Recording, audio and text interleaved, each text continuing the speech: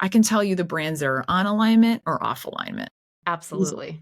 Yeah, you can tell. Here's a great example of this.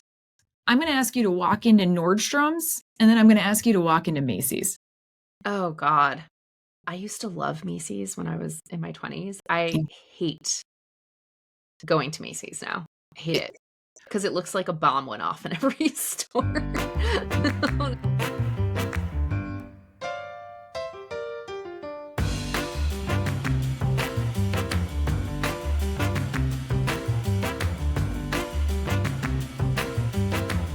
What's going on, Mel?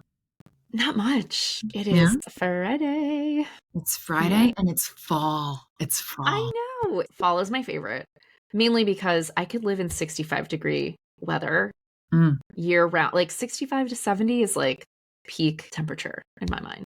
I'm a spring person. Fall always makes me weirdly nostalgic. I get a bunch of deja vu. I'm like, just what am I doing with my life? That kind of stuff. So get depresso. It's a little bit like it's your like emo season. It's the emo season, but it's beautiful. It's beautiful. What are you up to this weekend? What's the good word? It was our 8th wedding anniversary. So Robbie and I love Block Island, which is a little island off the coast of Rhode Island. Nice. For those of you who don't know, it's one of the last remaining true natural habitats in the US. Like they have wind farms off the coast and they have cliffs and the ocean, and it's just a beautiful place. Yeah. If you and Jeff ever come up this way, we have to take you there. Yeah, I'm a fan. How about you? What are you up to? So we have friends that live here that are also from Chicago, and we have decided that we're going to try to watch the Bears games this NFL season together. Have you heard of chili cootery? No, what is that? I love a good nosh tray. I'm a big fan of charcuterie. You know this. I like cheese nosh. Girl dinner. Yeah. All day, every day. If I could eat like that constantly. Truly. Chili cootery is, I hate the word cooter. Why does it sound like? Why do I sound? What are you saying? Yeah. Chili cootery it's like a charcuterie with chili. So you have the pot of chili. That's fun. Friends, right? And yeah. I texted my friends and I'm like, are we doing this weekend? Because I need to try a thing. Yeah. You can't go wrong. You can't go wrong with that. Nice. All right. All right. Yeah. We're back with new week, new headlines. Mel, what are you talking about this week? I am talking about Dr. Bronner's and their 5-to-1 salary cap for their CEO. Oof. Yeah, it's a good news story. Good news story. How about you? What are you talking about? I'm talking about what Nike's new CEO may mean for the brand. Pretty excited about that. And I also have some, instead of WTF news, some news that I wanted to share. Yeah, let's celebrate some good news. Yeah.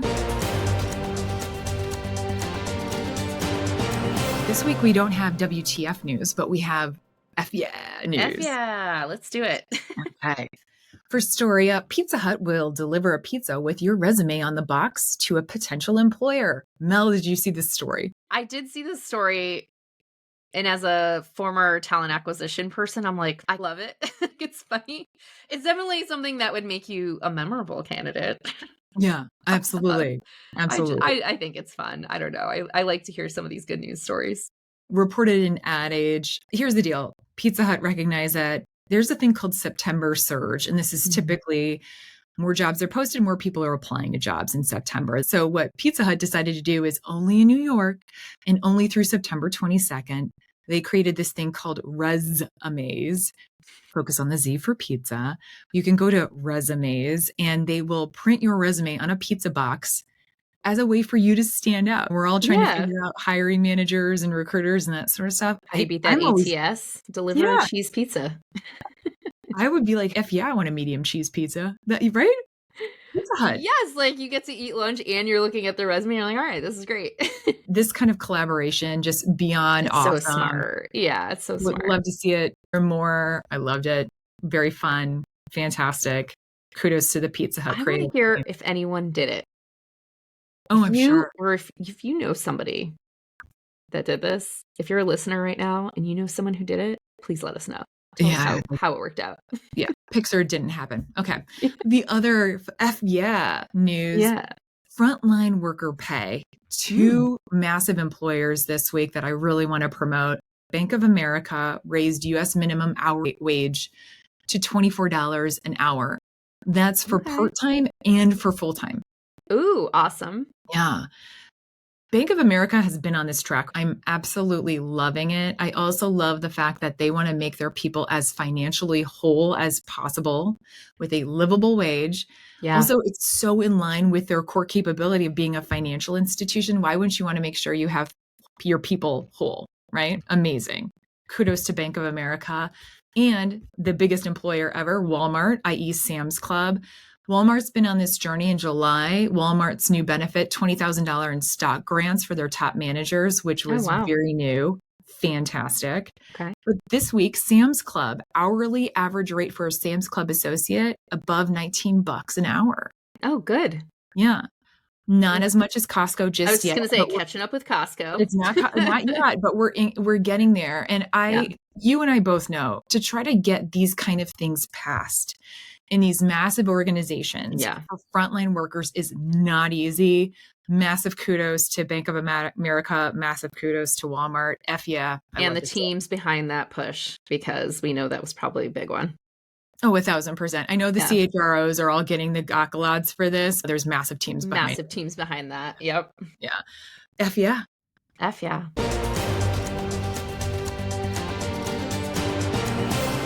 This article came out in July, and I didn't cover it because I was like, it's really good. I want to talk about it. And now it's budget season. If you are a people leader or a business who is thinking about how you want to spend more money, things to think about here.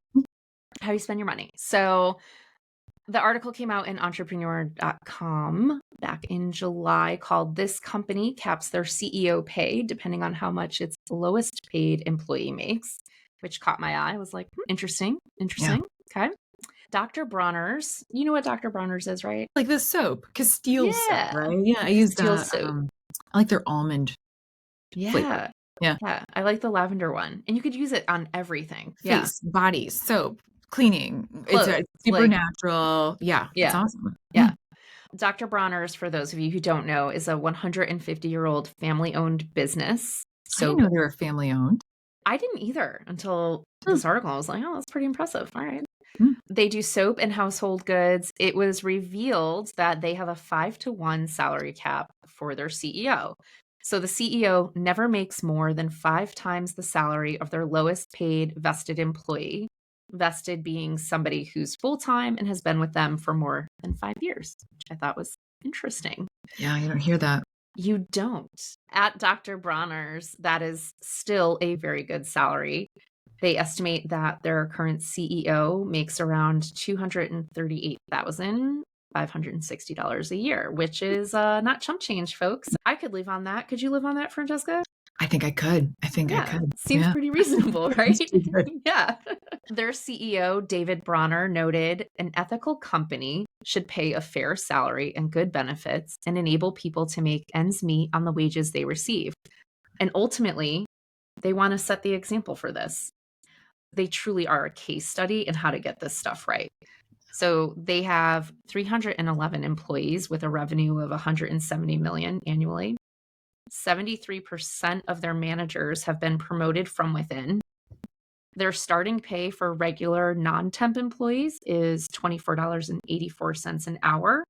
And for temp, it's $21.30 an hour. This is important because this is considered not just minimum wage, folks, but a livable wage, according to MIT. Additionally, they cover childcare up to $7,500 per family. They offer a healthcare plan with no out-of-pocket costs, and they provide employees with an organic vegan meal every single day, which I was like, okay, that's cool. Anything left over goes to charitable orgs and other causes. And the CEO's Instagram video, where he talked about all of this back in July, he noted that he lives an awesome life and he feels enriched by the joyful atmosphere they've created in their office.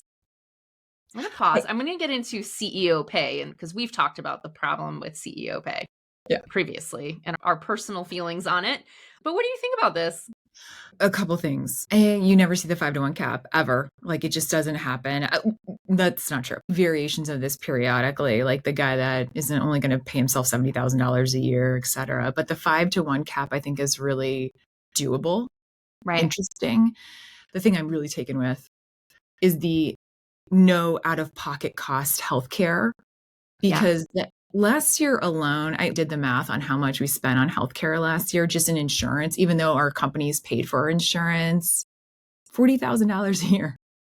Yeah, it's astronomical. It's astronomical. I encourage everyone to go back and look at, even though your company gives you benefits, how much did you pay before even copay?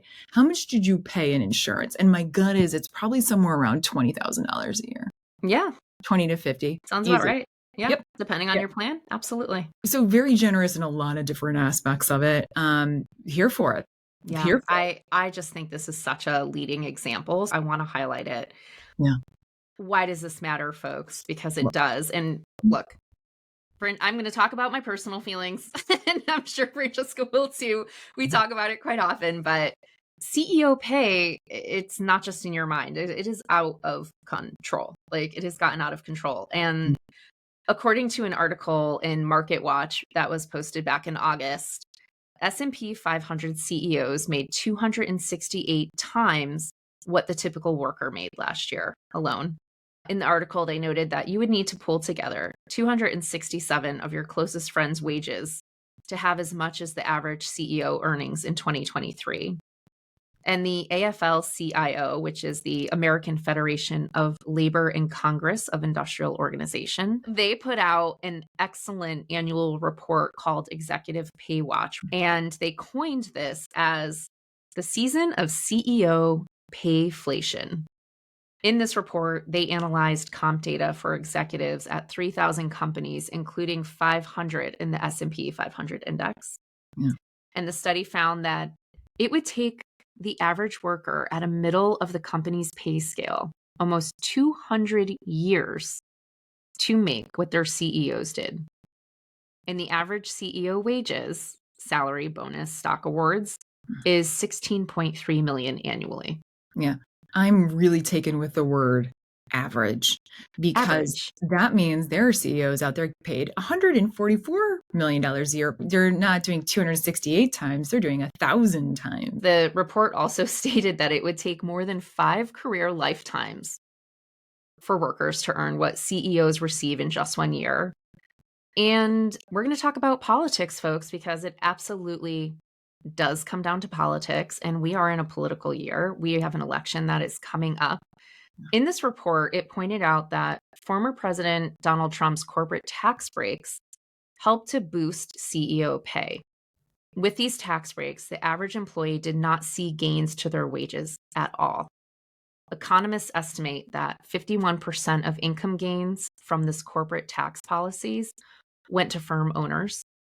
10% went to the top 5 highest paid senior executives, 38% went to the top 10%, and 0% of the wage gains went to the bottom 90% of workers. So the lesson here, your vote matters and it counts, because policies do in fact hit your bottom line too. So basically, if you are a C-suite or a VP level, oh, you're winning. You're winning. But if you're not, right. Got it. Right. Okay. In addition to things like pay disparity, pay inequity, you and I talk about this all the time, lack of livable wages, employees are also facing the job market that's been full of layoffs. We've talked about a million layoffs. We talk about them daily. Did you see this? Did you see this? And so I think one of the things that we talked about with a former CEO on this podcast was the ability for a CEO to make choice points about their salary and potentially reshuffling some of that money for other things within the organization to make people whole. And it is possible. This is not something that's impossible. It is possible. They have to have the courage to have the conversation. And we talked about that with the CEO. What would you add to that? I think it does come down to courage. It comes down to courage from board of directors to not give that much salary or stock grants to CEOs. Board of directors set CEO compensation. If you look at the makeup of most board of directors, especially for a Fortune 500, Fortune 1000, there's a lot of cross-pollination going on.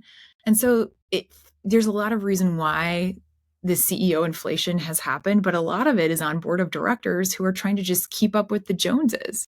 Right. Imagine if a larger organization took this approach, how much would be accomplished. And quite honestly, you and I have led people strategy. Mm-hmm.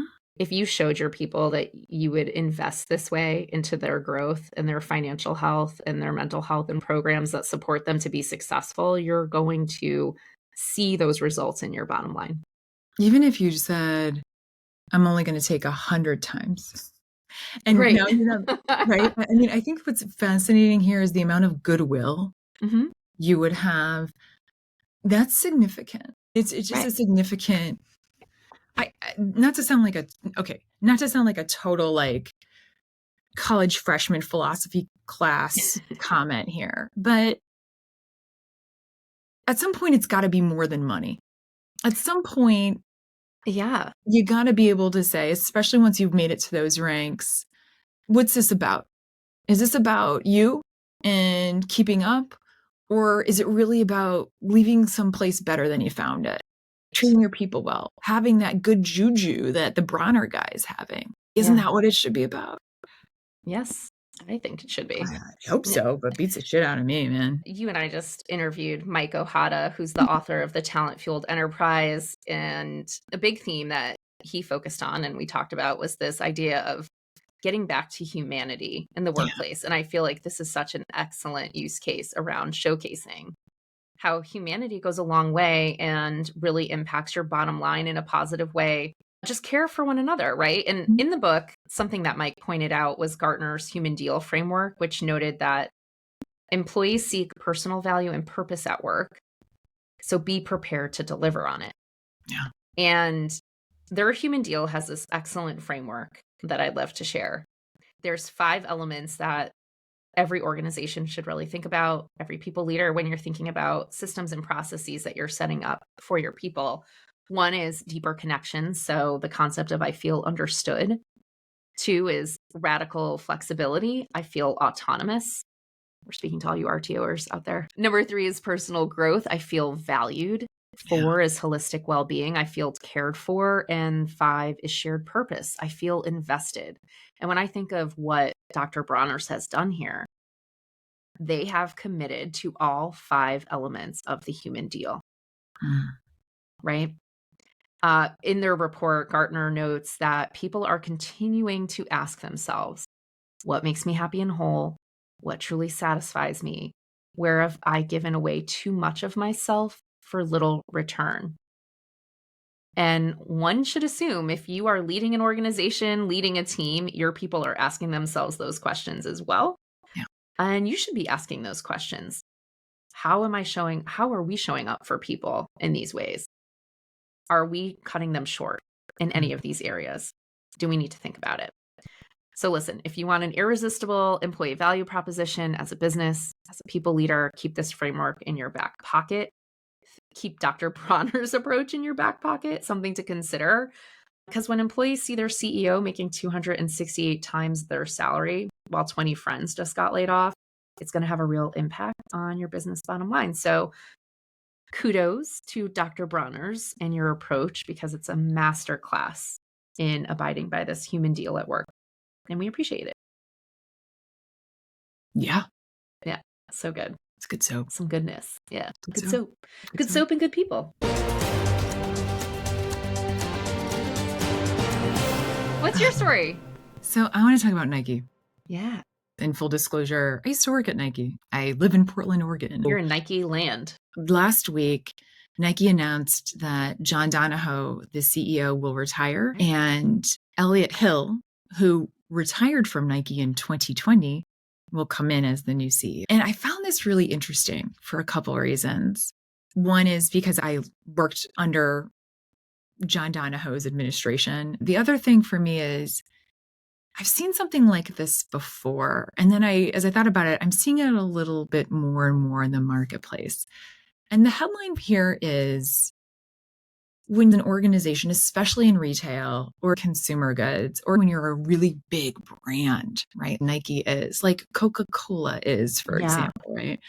When you're a brand, when you stick to your core, when you know who you are, when that's manifested through your management and your strategy, your consumers feel that. your employees feel that. Right.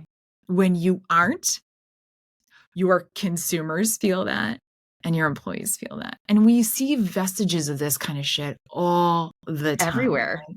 Yeah. I think about a brand like Lululemon. They absolutely understand who their core consumer is, why they're in business. If you talk to people that work at Lulu too, inside, outside alignment, it's working really well. You look at other brands that feel off alignment.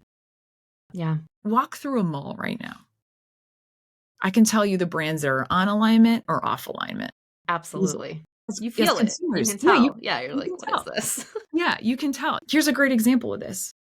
I'm going to ask you to walk into Nordstrom's, and then I'm going to ask you to walk into Macy's. Oh, God.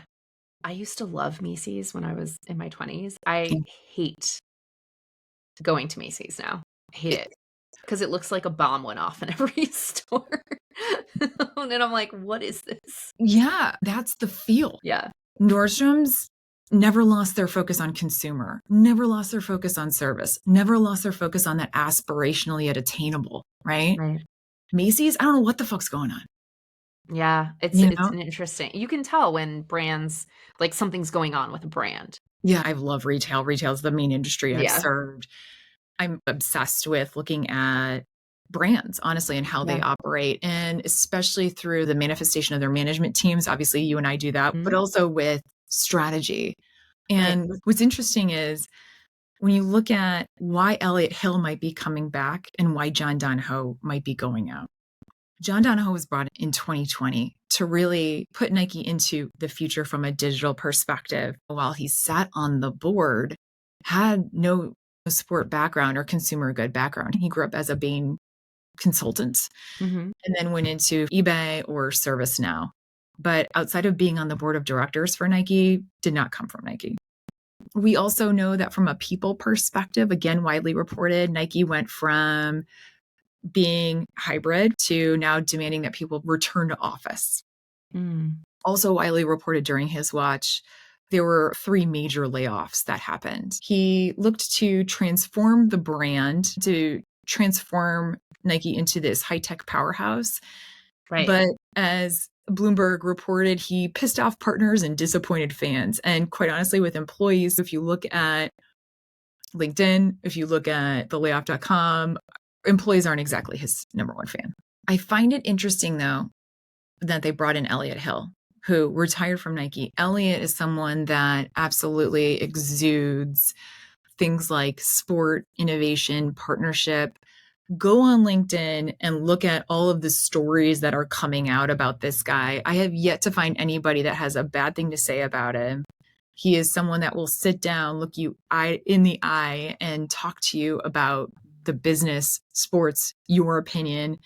To your very good point, he grew up in Nike as an intern and left in 2020. So he has a huge legacy with the brand. And there's a lot of people, quite honestly, that the minute he came back, people were ecstatic, and then the market rallied. Yeah, of course. And I'm wondering why that is. Because it's hope. Yeah. To save the brand. Nike is such an institution in America, I would think, in the US, right? Like it is. Yeah. And there's an entire generation who grew up on Nike. That was the brand. And so I think it's probably inspiring to see someone who was a homegrown, who grew up in the business, who understands it. Yeah. Coming back to one, I feel bad he's coming back with such high expectations because it doesn't leave an ounce to like mess up, which that kind of stings. But there's this element of he gets it. So there's almost this immediate trust because as I saw, and yeah, he did. He grew up as an intern. So being there and he's seen the evolution of the brand, and it sounds like he really understands at its core what it stood for. So there's this element, I think, of hope. Hope from investors, hope from the people who work there. And that's exciting. We are living in a time where we need some freaking hope, right? So of course, like that's going to go off like gangbusters. I'm excited to see it. Listen, is any leader going to be a panacea for our business's issues? No. There's management issues that will remain at Nike, right? And there are strategy issues that remain. But I'm really I was really taken with the two things, to your very good point. I think it was hope. And you saw that in LinkedIn. I have never seen a CEO announcement with so many my page people. is flooded and I didn't even work it. I understand why your page was flooded, but I was like, God, every article I'm reading today is about this. So yeah. And I think it goes to show how much of a leader this guy is and the trust people have that he's going to redirect Nike from a very strong focus on where our product is to what our product is, right? And getting back to sport, getting back to innovation. I'm excited about it. I also feel like you are seeing some vestiges of people that understand core competence in other areas. Starbucks, for example, putting in the old CEO for Chipotle, Victoria's Secret putting in someone that was with Fenty, right? So there's people that recognize the beauty of someone that understands your core and really your what. They get it. Yeah. I think it's awesome when they understand your what from an external perspective and your what from an internal perspective. And it feels like Elliot Hill does.